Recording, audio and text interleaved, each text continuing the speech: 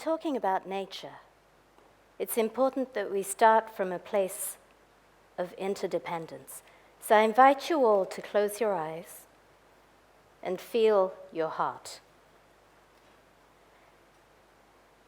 And make an intention to connect with the heart of the earth. Now make an intention to connect with the heart of the cosmos. And finally, make an intention to connect with the hearts of all beings.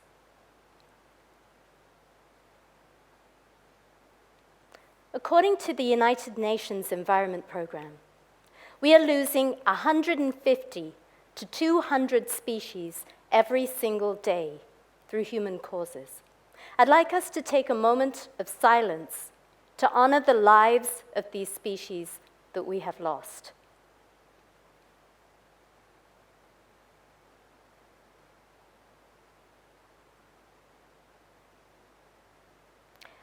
There are universal laws that govern all of life. When we align with them, we create a cycle of peace, harmony, and prosperity for all of life. When we're not aligned with them, we create a spiral of destruction, as we can see in the world today. All societies that have ignored this truth have perished. In the last 40 years alone, the time in which the first environmental laws were enacted, we have wiped out half of the populations of all of the species on the earth. Climate change is upon us, and the world's ecosystems are collapsing. Why is this happening? Because our laws, designed around an economic paradigm that is coupled with the destruction of nature, legitimizes it.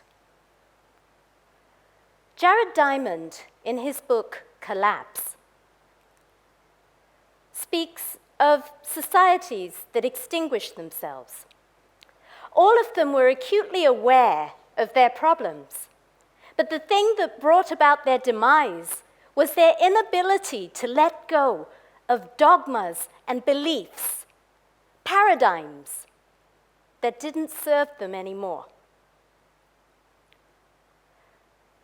A paradigm is a set of beliefs and ideas. It's like a box. Anything outside of this box is not accepted. A paradigm shift happens when enough people change their perspective, a little bit like when people realize that the earth is round and it's not flat.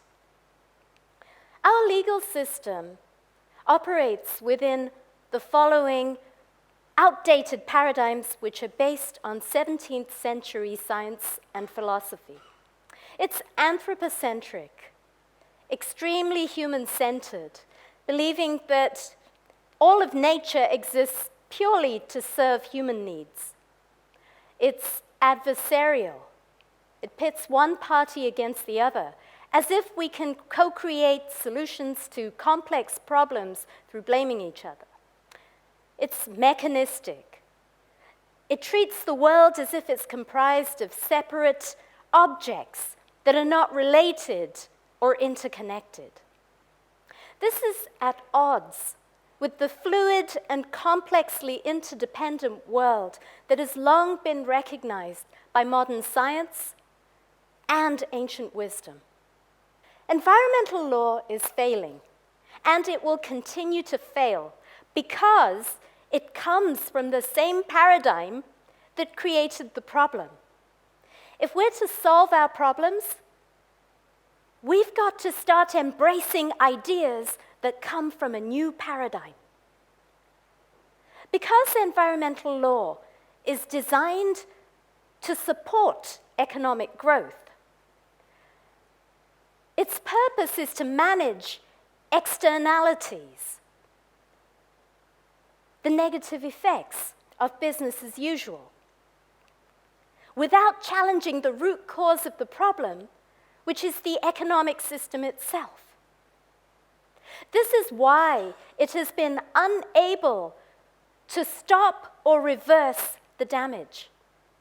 But even so, our governments are now deregulating to boost the economy, leaving the protection of nature to market forces. Hence, the green economy, which puts nature on the capital markets. Now, this approach can drastically accelerate the destruction because it relies on flawed methodologies like biodiversity offsetting, which assumes that it's okay to take one ecosystem, destroy it, and replace it with another ecosystem somewhere else, which is ecological suicide. Contrast this with a holistic system, a holistic framework of law that puts our existence on this planet within its ecological context. Ecosystems and other species would have legal personality, like corporations, with the right to exist, to thrive, to regenerate, and to play their role in the web of life. Instead of managing externalities to sustain the development, law would align with ecology to sustain life. And this would be integrated into all areas of society and all levels of policy, including economics. This would then lead to a redesign of our societal structures so that we can meet our human needs in a way that contributes positively to the integrity, the health, and the resilience of the earth. Our current economic system relies on nature being an object in order to keep exploiting it. So in law, nature is property. But this results in some practical problems that make it almost impossible to protect nature using the law. Biodiversity is a good example of this. We are now in the midst of an unprecedented biodiversity crisis. The scientists are calling it the 6th mass extinction. Our endangered species protection system is spectacularly failing because it is unable to keep pace with current extinction rates. It takes years of scientific research to update the lists. But we are losing 150 to 200 species every single day. In the time that it takes to list a species, it is already too late. And in a radically interconnected world, when we lose species that are not on the list, it has huge ramifications for the whole. If we're to take an analogy with the human body, it's like saying we protect the heart and we protect the lungs, but we can poison the rest of the body because it doesn't really matter about the other processes. So, with rights of nature, we protect the integrity of the whole and make sure that it's functioning in a healthy way. We've given ourselves human rights. But how can we say that we have a right to life when that which gives us life doesn't have a corresponding right to life? Other species are not objects. They're living beings, and our right to life is interdependent with theirs. Just like us, they need clean air, they need clean water, they need healthy food in order to live. And if they don't get these things, just like us, they die. Establishing rights of nature in law is the first step to moving us to a holistic paradigm of ecological governance. And it's also a very powerful counterbalance to corporate rights. It's a game changer because it shatters the 17th century paradigm and it unravels the economic system that needs nature to be treated as an object so that something more life-affirming can take its place.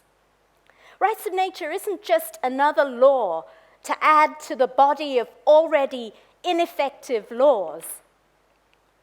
It's a fundamental principle that when integrated into all areas of society, changes everything. We've been talking about sustainability for decades, but actually, there is no legal framework to achieve this. Rights of nature will bring in such a legal framework, which will then strengthen and support and scale up the solutions that enable us to live in harmony with nature. Now, if some of you feel that what I'm saying sounds utopic or unrealistic, think again, because it is happening. It is happening right now. Rights of nature has been recognized in law in Ecuador, Bolivia, Mexico City, in over 36 municipalities in the USA, like Santa Monica, Pittsburgh. It's been recognized in court decisions in countries like New Zealand, Argentina, India, and in legal recognition of the customary laws in Africa. Even the UN has a Harmony with Nature department actively promoting these ideas. And the Pope has endorsed these ideas in his encyclical and in his address to the UN. NGOs like IUCN, the world's largest environmental network, have also included rights of nature in their policy. At Rights of Nature Europe, we are building a pan-European network to put rights of nature on the legislative agenda of the EU and also to establish it in law at the local and national levels and to transform our societal relationship with nature. We're doing this via citizens' initiatives and also initiatives that work on the reconnection with nature. We've drafted a law for the EU, which has been reviewed by experts throughout the world. So we are confident that this kind of approach can work here, and it will be a powerful catalyst for transformation. If a society were a living being, law is like the DNA, the code by which that society expresses itself. And right now, we've activated the codes for separation and exploitation. When we establish the rights of nature in law, we activate the codes for love and compassion to all beings. To live in accordance with that requires a personal transformation. It requires a deep reconnection with nature. I have the humility to know that in our current paradigm, we don't have the answers to our problems. The possibilities are immense when we're willing to open our hearts and minds and look at things from a new perspective. We can either cling on to our dogmas and our fears and go extinct, or we can be courageous and we can step into a new paradigm that is already here. The choice is ours, and the time is now. When we say yes to the rights of nature, we say yes to life. Thank you.